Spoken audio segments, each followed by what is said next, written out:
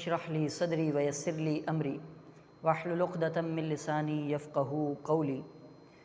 ہم نے اس بات کو سماعت کیا کہ جناب زلیخا نے جب خواتین کو مدعو کیا اور خواتین کو یہ دعوت دی کہ تم تشریف لاؤ اور تم دیکھو کہ کس طرح جناب یوسف علیہ السلام حسین ہیں، جمیل ہیں، تم آ کر کے دیکھو، تم مجھ پر ملامت کر رہی ہو۔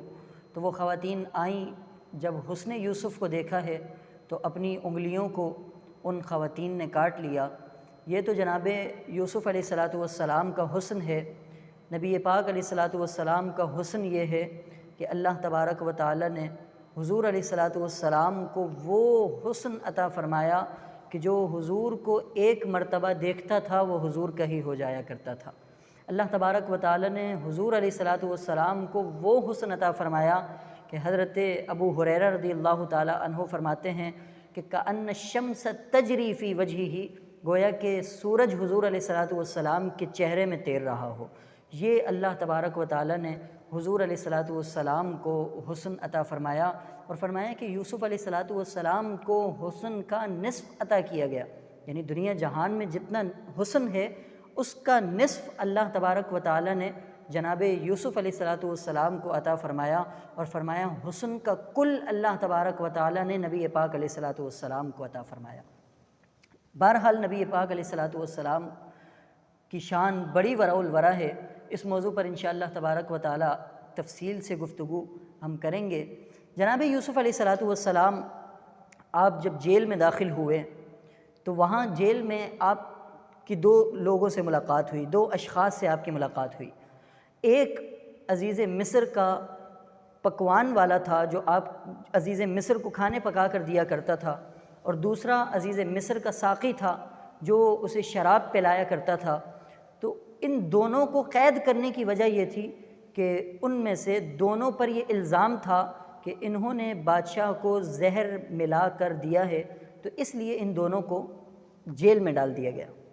فرمایا کہ جب یہ دونوں جیل میں تھے، جناب یوسف علیہ السلام سے کہنے لگ جناب یوسف علیہ السلام سے ان میں سے ایک نے کہا انی ارانی اعصر خمرا، میں یہ دیکھتا ہوں کہ میں شراب نچوڑ رہا ہوں۔ وقال الآخر، دوسرا یہ کہنے لگا انی ارانی احمل فوق رأسی خبزا، میں یہ دیکھتا ہوں کہ میرے سر پر میں نے کھانے کو اٹھایا ہوا ہے جس سے پرندے کھا رہے ہیں۔ تأکل الطیر منہ، فرمایا کہ اس سے پرندے کھا رہے ہیں۔ نبئنا بتأویلی، اے یوسف آپ ہمیں اس کی تعویل بیان کیجئے۔ انا نراک من المحسنین، ہم آپ کو احسان کرنے والا دیکھتے ہیں۔ ہم دیکھتے ہیں کہ اللہ نے آپ کو بڑا علم عطا فرمایا، اللہ نے آپ کو بڑی شان و شوکت عطا فرمائی، اللہ نے آپ کو بڑا علم کا خزانہ عطا فرمایا۔ آپ ہمارے اس مسئلے کو حل کر دیجئے، آپ ہمارے خواب کی تعبیر بیان کر دیجئے۔ آپ یہ دیکھیں اللہ تبارک و تعالی نے یوسف علیہ السلام کو علم کا وہ خزانہ عطا فرمایا، اور خاص طور سے اللہ تبارک و تعالی نے آپ کو جو رؤیا کا علم عطا فرمایا، تعبیر رؤیا کا جو علم عطا فرمایا، نبی پاک علیہ السلام نے ارشاد فرمایا اس امت میں سب سے زیادہ جو تعبیر رؤیا کا علم جاننے والے ہیں وہ جناب ابو بکر صدیق رضی اللہ تعالیٰ عنہ۔ جناب یوسف علیہ السلام آپ بھی تعبیر رؤیا کا علم جانتے ہیں، نبی پاک علیہ السلام آپ بھی، اور نبی پاک علیہ السلام کے بعد جو سب سے زیادہ تعبیر رؤیا کا علم اس امت میں جاننے والے ہیں وہ جناب صدیق اکبر رضی اللہ تعالیٰ۔ یہ خاص علم ہے، اللہ تبارک و تعالیٰ بڑے منتخب لوگوں کو یہ عطا فرماتا ہے۔ تو جناب یوسف علیہ السلام سے انہوں نے اپنے خواب کا تذکرہ کیا۔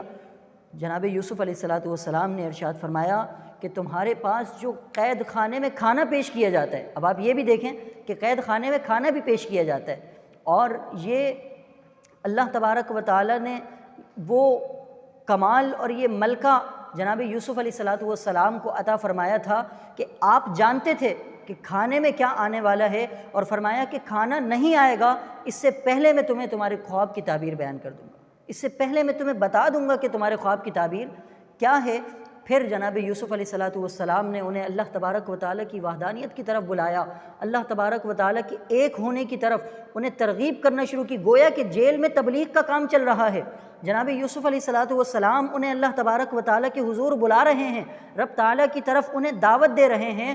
آخر میں جناب یوسف علیہ السلام نے انہیں خواب کی تعبیر یہ بتائی، فرمایا یا صاحب یہ سجن، اے میرے جیل کے دو ساتھیوں، اما احدکما، بہرحال تم میں سے ایک جو ہے فیسقی ربہ خمرا، اسے جیل سے نجات مل جائے گی اور وہ جا کر دوبارہ اپنے کام میں لگ جائے گا، جس طرح وہ پہلے بادشاہ کو شراب پلایا کرتا تھا ابھی بھی پلانا شروع ہو جائے گا۔ آپ یہ دیکھیں کہ خواب کی تعبیر جناب یوسف علیہ السلام بیان فرما رہے ہیں، اور فرمایا کہ تمہیں جس ڈیوٹی پر پہلے لگایا گیا تھا اسی ڈیوٹی پر تم لگ جاؤ گے، تم بچ جاؤ گے جیل خانے سے۔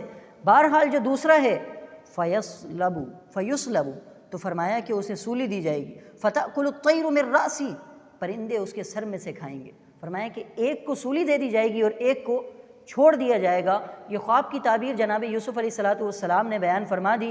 تو فرمایا کہ جب جناب یوسف علیہ السلام نے اس خواب کی تعبیر کو بیان کیا تو ان میں سے ایک کہنے لگا میں نے تو خواب دیکھا ہی نہیں، میں تو آپ سے استہزاء کر رہا تھا، میں تو آپ سے مذاق کر رہا تھا۔ مگر آپ دیکھیں کہ انبیاء علیہم السلام کی زبان سے جو الفاظ ادا ہو جاتے ہیں رب انہیں پورا کر دیتا ہے، رب تعالیٰ اس کی تکمیل فرماتا ہے۔